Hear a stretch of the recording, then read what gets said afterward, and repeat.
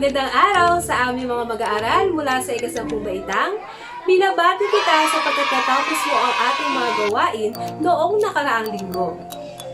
Narito ang panibagong pantulong na aralin upang lubos mong maunawaan ang ating mga gawain sa module para sa linggong ito.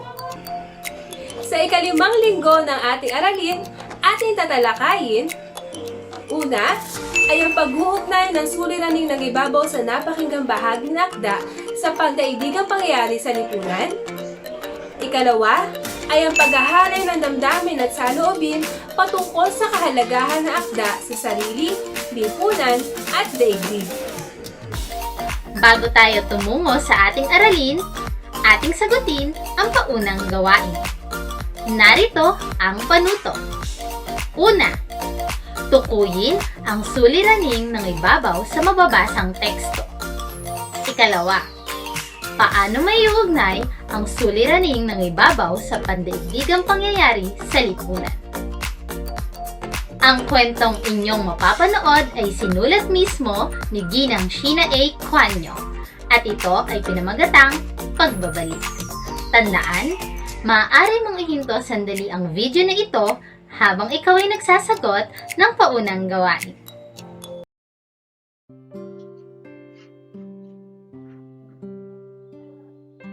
Pagbabalik. Isinulat ni Ginang Sheena A. Cuanyo. Araw ng Sabado. 2 araw nang hindi umuwi ang uniko iho ni Elsa at Manuel. Labis ang pag-aalala ni Elsa, lalo na't sunod-sunod ang balita sa telebisyon patungkol sa mga pinapatay ng dahil sa droga. Ang kinatatakot niya, ang ilan sa mga ito ay napagbintangan lamang. Ito na ang pinakamatagal na hindi pag-uwi ng kanilang anak. Maaga siyang umaalis ng bahay para pumasok sa eskwela at kung umuwi naman ay hating gabi na. Kung minsan, tatawag ang isa sa kanyang mga kaibigan upang sabihin na hindi siya makakauwi sa araw na iyon.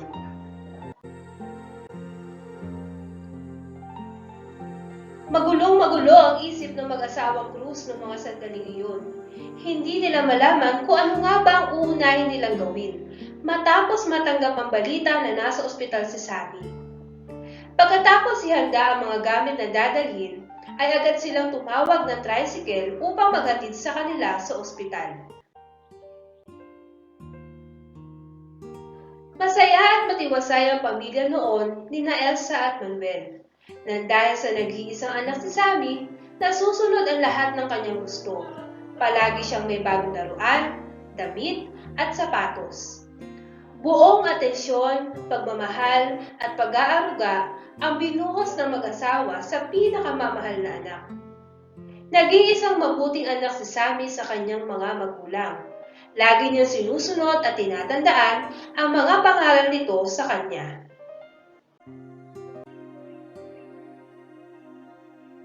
Ngunit, nagbago ang lahat simula nang tumuntong si Sammy na sekundarya. Marami siyang naging barkada sa pagpasok niya ng high school. Yun nga lang, hindi sila naging mabuting impluwensya para kay Sammy. Natuto siyang mag-cutting class, mambuli ng kapwa estudyante, manigarilyo, uminom ng alak, at magsinungaling sa magulang niya.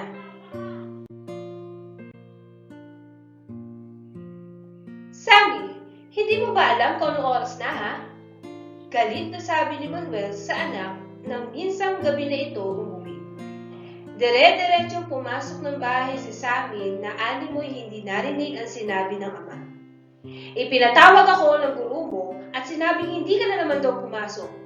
Bakit hindi mo sinabi nagpirmahan na pala ng card noong nakaraang linggo? Bagsak ang halos lahat ng grado mo. Nakausap ko rin ang magulang ng kaklase mo, inirereklamo ka dahil sa pananakit mo sa anak niya. Ano bang nangyayari sa iyo, ha? Pagkasabi nito, ay hinarap ni Manuel ang anak.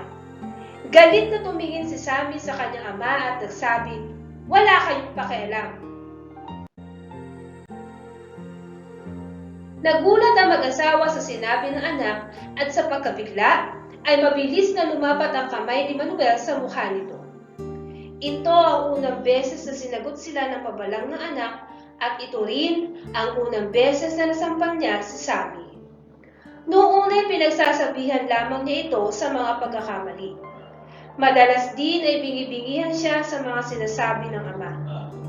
Pinalampas ni Manuel ang lahat ng iyon, ngunit hindi sa pagkakataong ito. Puno na ng luha ang mga mata ni Sammy nang ibalik ang tingin sa kanyang ama. At saka siya tumakbo palabas ng bahay.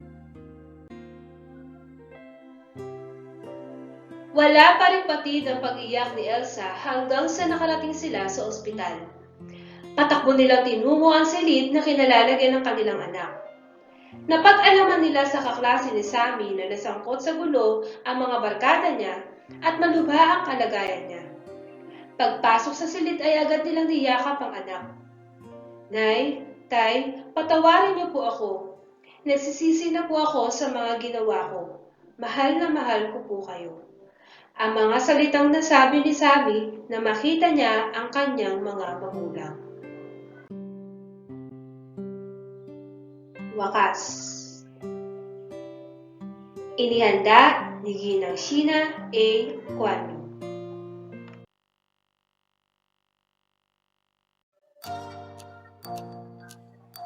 Mga posibleng kasagutan sa paunang gawain. Unang katanungan. Tukuyin ang suliraning nangibabaw sa napakinggang kwento. Ang suliraning nangibabaw sa kwento ay ang pagkakasangkot ni Sammy sa mga masasamang impluwensya ng barkada tulad ng paninigarilyo, pag-iinom ng alak, at pagbubulakbol. Ito ang naging dahilan upang suwayin niya ang payo ng kanyang mga magulang at ito rin ang naglagay sa kanya sa kapahamakan.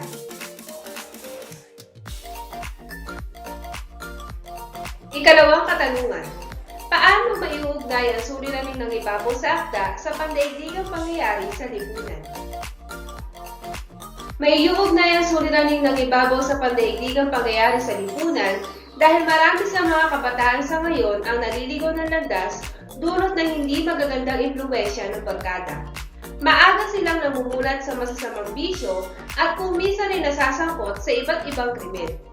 Nalilimot na rin ng ilan sa mga kabataang ito ang paggalang, pagbibigay respeto at pagsunod sa payo ng kanilang mga magulang kung kaya't sila ay nakagagawa ng mga maling desisyon sa buhay. Kapuri-puri ang iyong pinamalas para sa ating paunang gawain. Ngayon ay talakayin naman natin ang paglalarawan sa maikling kwento bilang isang akdang pampanitikan at kung ano nga ba ang mga katangiang taglay nito. Ang maikling kwento ay tinatawag ding maikling katha. Ito ay nililikha ng masining upang mabisang maikengkal sa isip at damdamin ng mambabasa ang isang pangyayari tungkol sa buhay ng tauhan o ng lugar na pinangyarihan ng mahahalagang pangyayari. Mga katangian taglay ng isang maikling kwento. May mahalagang tagpuan, pagkakaroon ng iisang kakintalan, tumatalakay sa isang madulang bahagi ng buhay, may isang pangunahing tauhang may mahalagang suliraning kailangang bigyan ng solusyon, at may kawilihan hanggang sa kasukulan na agad susundan ng wakas. Sa puntong ito ay talakayin natin ang isang halimbawa ng maikling kwento na pinamagatang Dapit Hapon. Ito ay orihinal na katha ni Binibining Mayrin May Eslaban. Pagkatapos mapanood ang akda, sagutin ang mga sumusunod na katanungan. Maaari mo namang hihinto sandali ang video upang magkaroon ka ng sapat na oras sa pagsagot sa mga katanungan. Narito ang mga katanungang inyong sasagutin. Una, ilarawan ang pangunahing tauhan sa kwento. Ikalawa, ano ang suliraning nagibabaw sa napakinggang kwento? Ipaliwanag. Ikatlo, paano mo maiuugnay sa pandaigdigang pangyayari sa lipunan ang suliraning nangibabaw sa kwento? Ikaapat, ibigay ang kahalagahan ng akda sa sarili, lipunan, at daigdig. Gamitin ninyo ang graphic organizer na ito sa inyong pagsasagot.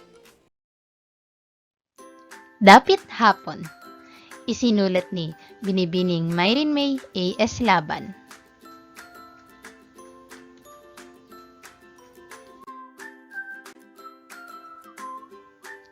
Alas 4 na ng umaga.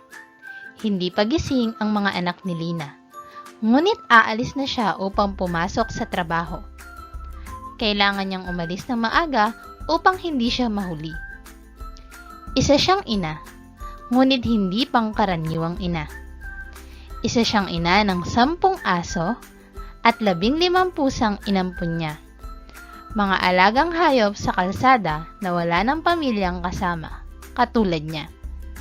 Sa mga hayop na ito niya, nahanap ang pamilyang matagal na niyang pinangungulilaan.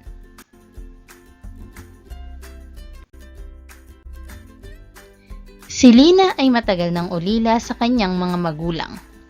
6 na taon pa lamang siya ay sabay nalilisan ng kanyang ina at ama ang mundo dahil sa isang aksidente sa himpapawid. 12 taon si Lina nang magsimula siyang magpalaboy-laboy.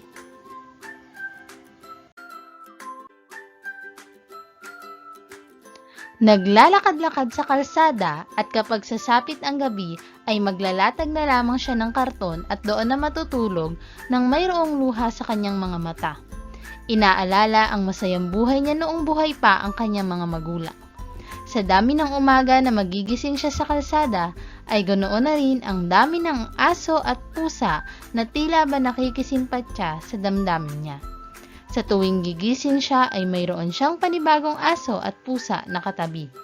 Hindi na siya nilisan ng mga ito hanggang sa umabot na ito sa 10 aso at 15 pusa.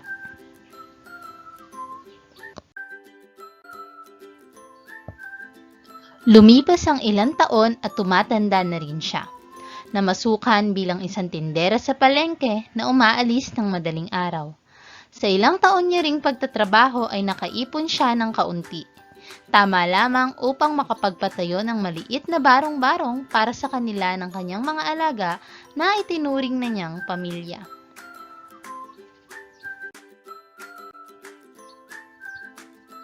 Unti-unti na rin niyang tinatapos ang kanyang pag-aaral. Kaya pagkatapos ng kanyang trabaho sa palengke ng alas 12 ng tanghali, ay pumapasok naman siya sa paaralan at umuuwi ng dapit hapon. Hindi man niya nasisilayan ang araw sa pagpasok ng madaling araw at pag-uwi ng dapit hapon, hindi niya ito inaalintana para sa nag-iisang pangarap niya, ang maging doktor ng mga hayop. Nais niyang makamit ito upang matulungan ang kanyang mga alaga kapag nagkakasakit ang mga ito.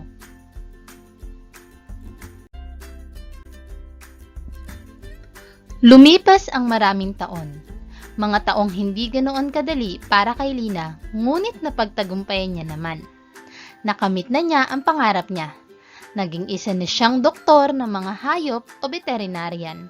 Masaya na rin siyang namumuhay kasama ang kanyang mga alaga.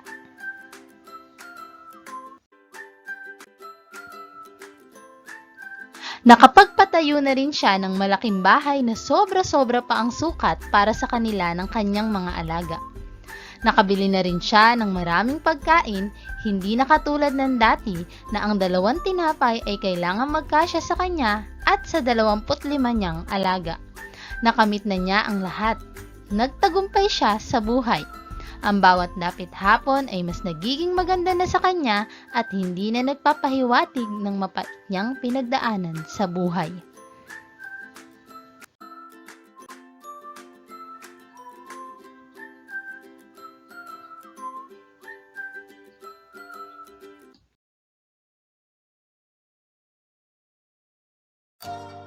Narito ang mga posibleng kasagutan para sa ating gawain. Unang katanungan, ilarawan ang pangunahing tauhan sa kwento. Bata pa lamang ay ulila ng lubos si Lina. Isa siyang matatag at masipag na bata sapagkat nagawa ng itaguyod ang sarili sa kabila ng kawalan ng gabay ng magulang. Mapagmahal din siya sa mga alaga ng aso at pusa na itinuring na rin niyang kanyang pamilya. Ikalawang tanong, ano ang suliraning ng ibabaw sa napakinggang kwento? Ipaliwanag. Ang kawalan ng mga magulang sa murang edad ni Lina ang isa sa suliraning ng ibabaw sa akda. Nagpalaboy-laboy siya sa kasada kasama ang mga alagang aso at pusa at maagang namulat sa paghahanap buhay upang matugunan ang kanilang mga pang-araw-araw na pangangailangan. Ikatlong katanungan, paano mo maiuugnay sa pandaigdigang pangyayari sa lipunan ang suliraning ng ibabaw sa akda? Maiuugnay sa pandaigdigang pangyayari sa lipunan ang suliraning ng ibabaw sa akda dahil marami sa mga batang nagpapalaboy-laboy sa ngayon sa kalsada ay maaga nauulila sa magulang o ang ilan sa kanila ay inabandona na lamang. Sa murang edad ay natututo na silang maghanap buhay at kumayod upang makakain sa araw-araw. Ang ilan sa kanila ay hindi na nakatutugtong sa paaralan at ang ilan naman ay tulad ni Lina na nagsusumika pa rin upang makapagtapos sa pag-aaral at matupad ang mga pangarap sa buhay. Para sa huling tanong, ibigay ang kahalagahan ng akdang pinasa sa sarili, lipunan at daigdig. Ang kahalagahan ng akda sa sarili. Ang aral na hatid ng akdang pinasa ay maghuhubog sa ating kamalayan patungkol sa kahalagahan ng edukasyon sapagkat ipinakita sa kwento na hindi naging hadlang ang hirap ng buhay upang makapagtapos ng pag-aaral. Sa lipunan, mahalaga ang kwento sa lipunan dahil tinuturuan tayo ito maging mulat sa katotohanan hindi lahat ng mga taong nasa kalsada ay walang patutunguhan ang buhay. Marapat lamang din na sila irespeto at tratuhin ng tama. Gayon din na ipinakita rito ang pagmamahal at pagpapahalaga sa mga hayop. At sa daigdig, sa malawak na aspeto, mahalaga ang akda dahil ang mga mensaheng iniwan nito sa atin ay magtuturo sa atin na pahalagahan ng mga bagay na mayroon tayo, malaki man o maliit. Gayon din, ang aral nito ay magagamit natin sa ating buhay. Magaling at natapos mo ang ating mga gawain. Ngayon ay handa ka na gawin ang ating mga gawain sa module para sa ikalimang linggo.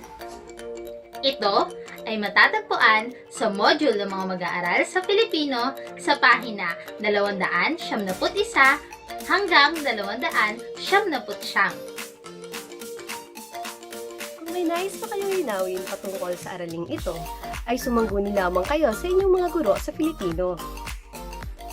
At patuloy na lamang na antabayanan ang iba pang mga videong kagaya nito patungkol sa iba pa nating mga aralin na aming ihahanda para sa inyo.